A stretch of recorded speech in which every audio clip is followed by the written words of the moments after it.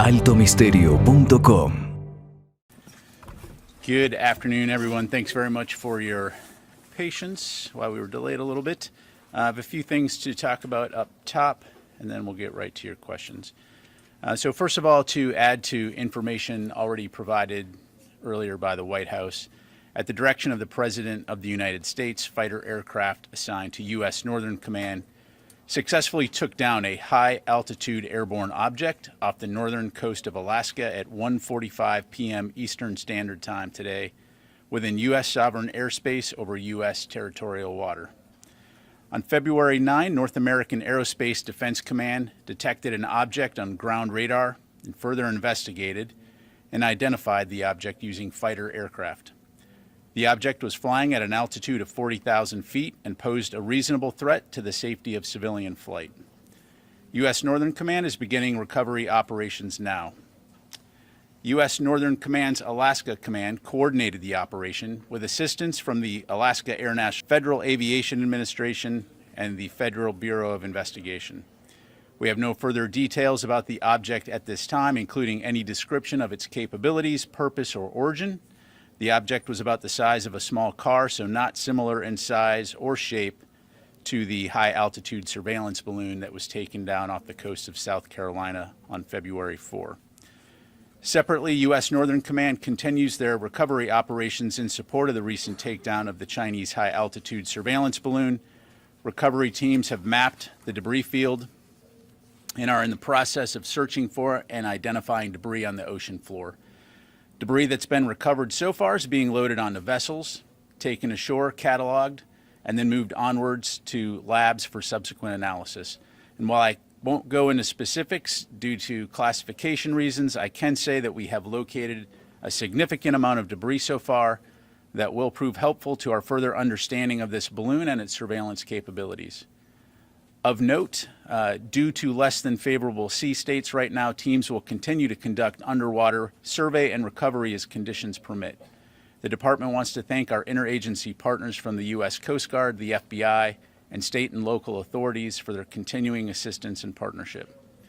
In other news, and I think this is important that we remember, a lot of folks and people in Turkey and Syria right now are suffering. We want to again express our support for the people of Turkey and Syria as they respond to the deadly earthquakes that struck there earlier this week. In support of ongoing U.S. assistance efforts spearheaded by the U.S. Agency for International Development, U.S. European Command has positioned personnel, equipment, and a range of assets to aid the government of Turkey and its continued search and rescue efforts. This includes the U.S. Navy's George H.W. Bush Carrier Strike Group, repositioning to the eastern Mediterranean Sea to provide logistics, medical, and rotary airlift support if required. Additionally, U.S. Army rotary wing aircraft began flying missions out of Incirlik Air Base in Turkey on February 7 to transport first responders to the most affected populations, and on February 8th, UH-60 Blackhawks transported injured civilians to a local medical facility. U.S. European Command has designated U.S. Naval Forces Europe and Africa as the lead component command overseeing the EUCOM humanitarian assistance and disaster relief efforts within Turkey. To aid in that coordination, U.S. Marine Corps Brigadier General Andrew Priddy, U.S. Naval Amphibious Forces Europe Commander and 2nd Marine Expeditionary Brigade Commanding General arrived in Turkey February 9 to lead military coordination efforts with U.S. agencies involved in the humanitarian aid and disaster relief efforts. We'll continue to provide you with updates as we receive them. EUCOM will be issuing a press release with further details. But again, we offer our thoughts and prayers to the people of Turkey and Syria during this tragic and difficult time. And finally, Secretary Austin welcomed Canadian Minister of National Defense Anand for a bilateral meeting here in the Pentagon today. The Secretary expressed his thanks and appreciation to Minister Anand for the cooperation rendered by Canada in tracking the PRC high-altitude surveillance balloon that violated the sovereignty of both of our countries. During the meeting, both leaders reaffirmed the close defense relationship between the United States and Canada, and a readout will be available later today on defense.gov. And with that, I will take your questions. We'll start with Associated Press, Tara Kopp.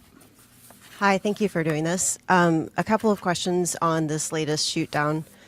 First, what type of U.S. fighter aircraft were used, and what type of munition did they fire?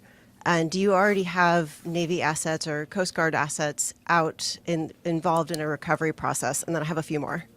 Thanks, Tara. So the aircraft that took down the object was an F-22, flying out of Joint Base Elmendorf in Alaska. It employed an AIM-9X to take down the object. In terms of assets that are currently involved, in terms of recovery, we have HC-130, HH-60, and CH-47 aircraft participating in that recovery effort. Okay. You mentioned there was a reasonable threat. Was there also a threat to potentially this object detecting some of our more sensitive radar capabilities that are based in Alaska? And then what hasn't been said is where this object has come from. Is there any indication that this was also a Chinese surveillance balloon object, whatever it is? Yeah, so at this point, we don't know the origin of the object. Again, we will know more once we're able to potentially recover some of those materials. But the primary concern, again, was the potential hazard to civil flight. And so, again, we'll know more later. Thank you. No perceived threat to any of the radar installations that we have based in Alaska? Again, right now, we'll know more once we assess it. We'll just leave it at that. Thank you. Thanks for taking my question. What made this threatening enough to shoot down? What is different about this object than the last object that was over Alaska? Because it was chosen not to shoot the last one down over Alaska.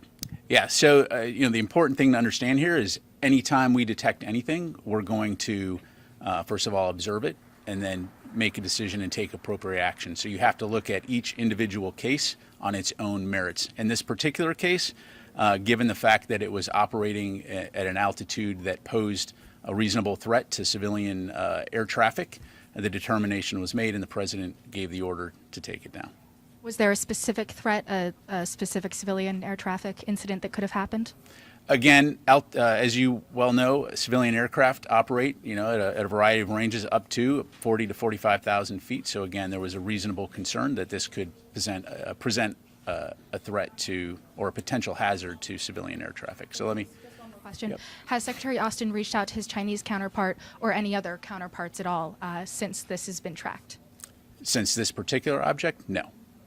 Let me go here and then I'll come over to Oren.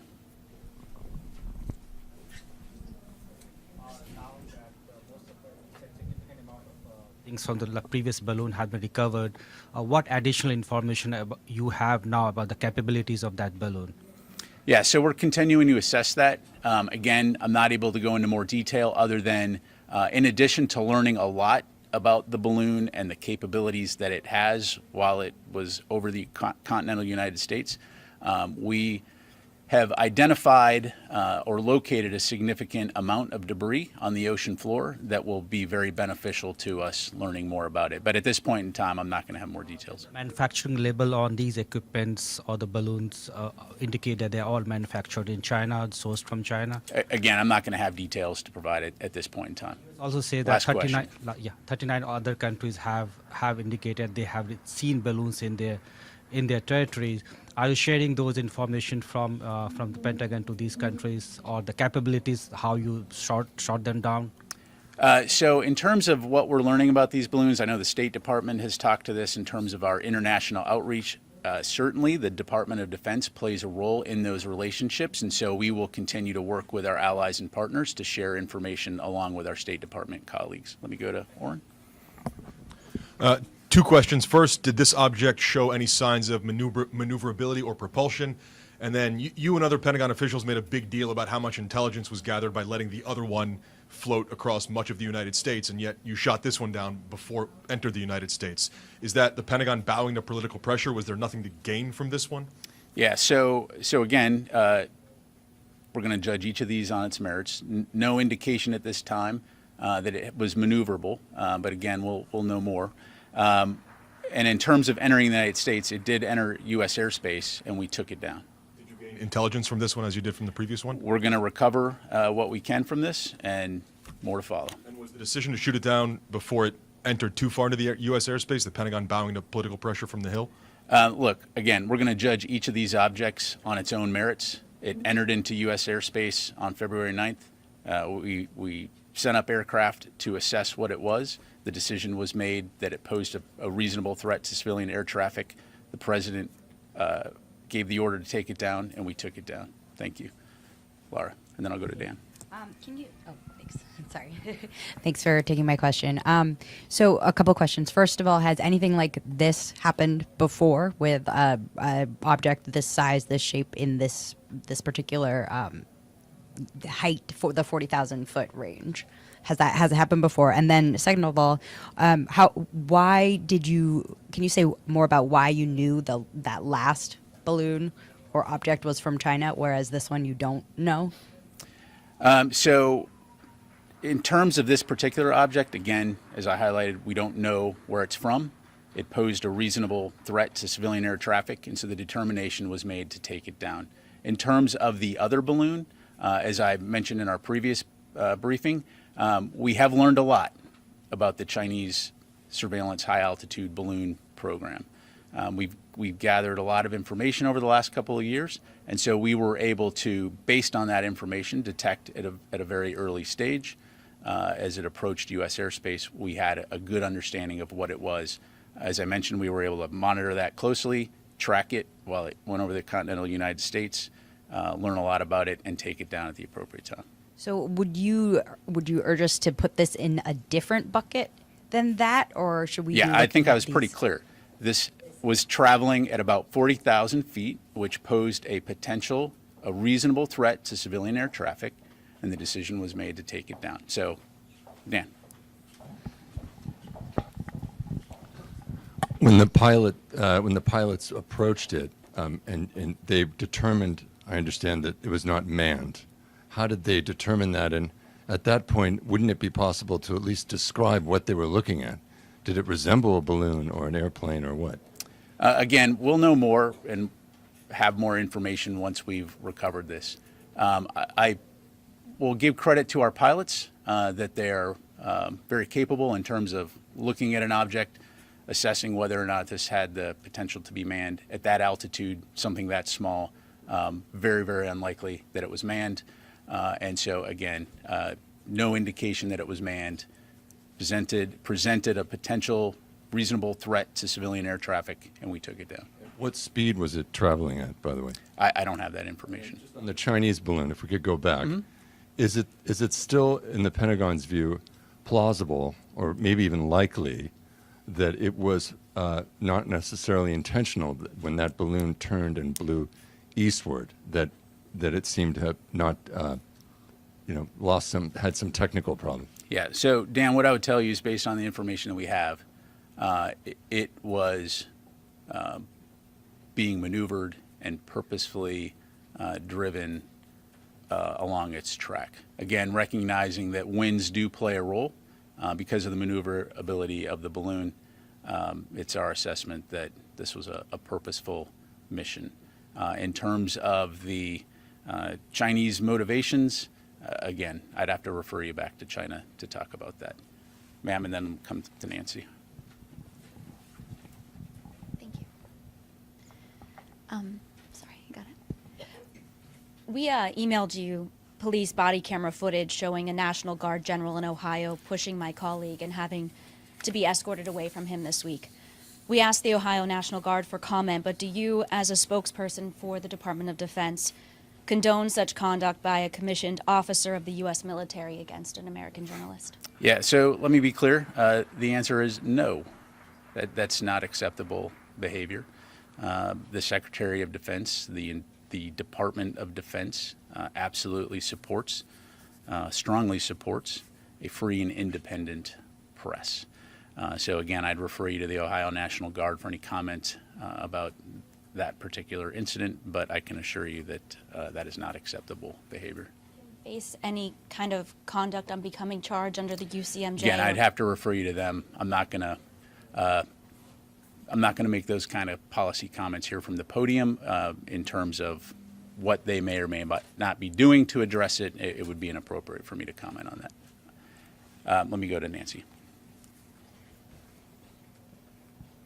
I just had a couple clarifying questions. You said that that the pilots were able to see it, that it wasn't the same shape or size as the balloon. Can you say definitively it was not a balloon?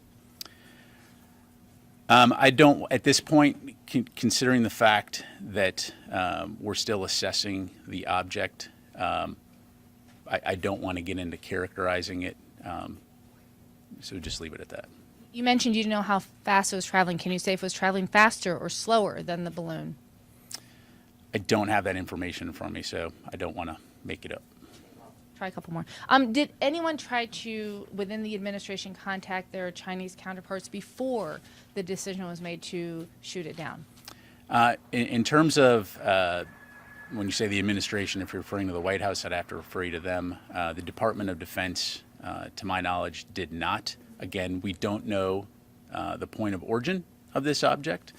So, yeah. And was there any effort to jam or somehow disable this object before, such that it would pose less of a threat? I don't want to get into specific tactics or techniques that we may or may not use when observing these types of things. Again, NORAD sent up aircraft to observe, to see what it was, and then the ultimate decision was made based on the reasonable threat to civilian air traffic to take it down. So thank you. Tony? A couple things. You mentioned you've recovered a significant or located a significant amount of debris. Is it fair to say you've located a significant amount of the payload? You're talking about the PRC high altitude balloon. This one today. So Tony, at this point, I'm not able to go into more detail other than what I would describe, we've discovered or located a significant amount of the debris associated with the balloon. Again, we'll have more details to follow, but I'll just leave it at that. Located, but you haven't recovered and pulled out of the ocean for forensic analysis. Is that right? Yeah. So great point. So the way to understand how this is unfolding is as we map out the area where the debris field would be, it enables us to figure out where are the places that we need to prioritize a search, recognizing that we're talking a wide area. And so as that happens, divers are able to go down, and depending on the size of the debris, they're able to tag it. So debris that can be brought up quickly is brought up, put on a vessel, taken ashore. Debris that's going to take more time, and again, especially given the current sea states, it may take a little longer. We know where it is, so we tag it, and then we'll go back and eventually recover all of that and bring it up. It's the equivalent is you found the Titanic, but you haven't started pulling up Exactly. debris yet from it. Exactly. I want to ask you about the overall program. You said you've been learning a lot about this balloon program over the last couple of years, yet the annual China report doesn't have a peep about balloons in there. You spend a lot of money and effort, but no balloons. We learned about Taiwan and China's balance of power against them, and satellites and jets, but no balloons. Why not? So Tony, what I would say on the unclassified China Power report, right? There's going to be certain elements, intelligence aspects in the unclassified version that may not be included in that particular report. In terms of what's in that report and what's not in that report, again, we can go back and look at that, but I can assure you that there are a lot of activities that we continue to monitor to include this balloon program, and we've learned a lot over the last couple of years. I think that the classified version has balloons in there. Is that what I'd have to go back and look. I do not know the answer to that. Thank you. Thanks. Let me get a couple other folks here. Mike, and then. Pat, the only reason the American people know about the first balloon is because a couple of guys in Montana spotted it and it leaked out. My question is, if it had remained secret and had not become a spectacle and arguably an embarrassment to the White House, would you have shot it down or allowed it to continue on its way? So you're asking me to speculate? So Mike, I'll kind of just push back a little bit at the assertion there. So first of all, again, what made this balloon different was the length and duration that it was over the continental United States.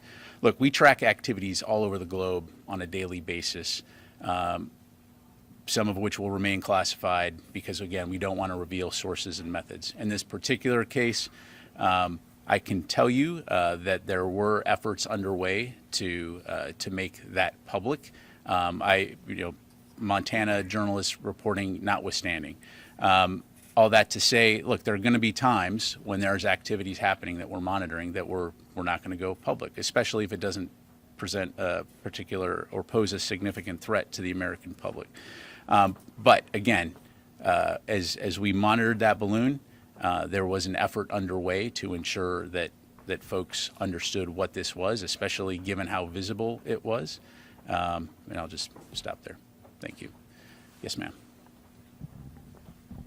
Thank you, General. First, a really quick follow-up on Tony's question. At this point, is the Pentagon reassessing the need for counter balloon or counter object capabilities at that altitude at this time?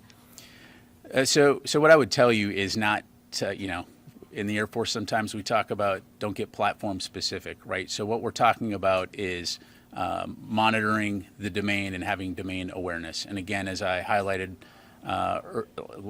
seems like a couple days ago, probably last week, we're continuing to learn more about this program, which enables us to identify and track objects, and thus ensure that we're continuing to protect our skies and our airspace. Thank you. So And thank then, real quick, first, do you and Admiral Kirby know the shape of this new object? And if so, what is sort of the reason for why you can't share its shape before it was shot down? And then separately, how is the recovery efforts of this new object downed over ice different from the one downed over the coast and water? And are you guys using unmanned systems for this new object as well? Yeah, thank you. So in terms of the shape, I don't know. I have not seen any imagery of it. I'm just telling you the verbal characteristics as it was described to me.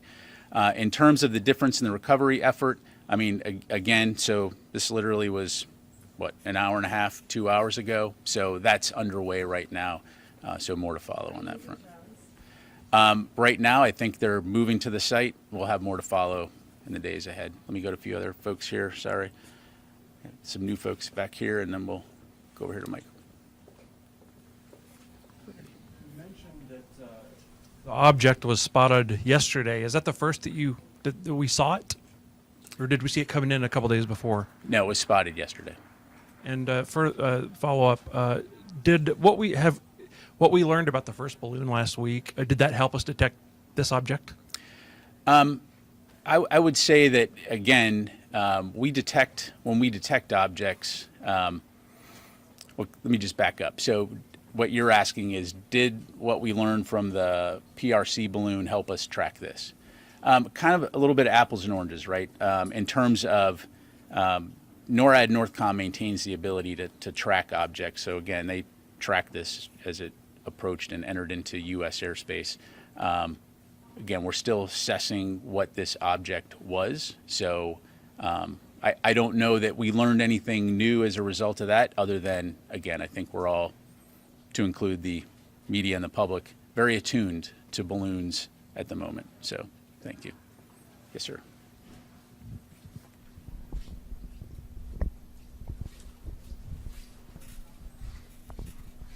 Thank you, sir. And just to clarify, so this was first identified when it flew into U.S. airspace, is that correct? Or was it identified before it?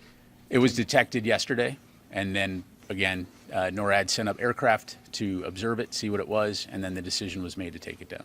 And do you have any information whether this object flew over any other sovereign nations or countries? I do not. Okay. We have time for a few more. Let me go to Joe. Question about the recovery effort. I think you'd mentioned at the outset that it was going to involve rotary wing aircraft. That's because it landed on ice as opposed to water. That's why there isn't watercraft being used. Is it? Yeah, Joe, we'll get you more information on that front. Again, this happened just a short while ago, and so according to Northcom, these are the assets that were being used to go out and do the initial recovery. But we'll have more information in terms of the various roles and responsibilities of those. Just get down in the weeds for a second. Any idea what units are involved in the recovery effort or in the F-22 that shot it down? We can get you that information. Thanks. Phil? Hey there, just a couple clarification questions. First off, when you first identified it, was it traveling at the same altitude, around 40,000 feet? Did you at that point know its velocity? And secondly, doesn't Northcom have the authority on its own to shoot down unidentified objects entering U.S. airspace if they pose a threat to civilian air traffic? And if so, then why was the president's authorization required in this case? Yeah, thanks. So my understanding is it was at 40,000 feet when it was detected and ultimately taken down. The NORAD Northcom commander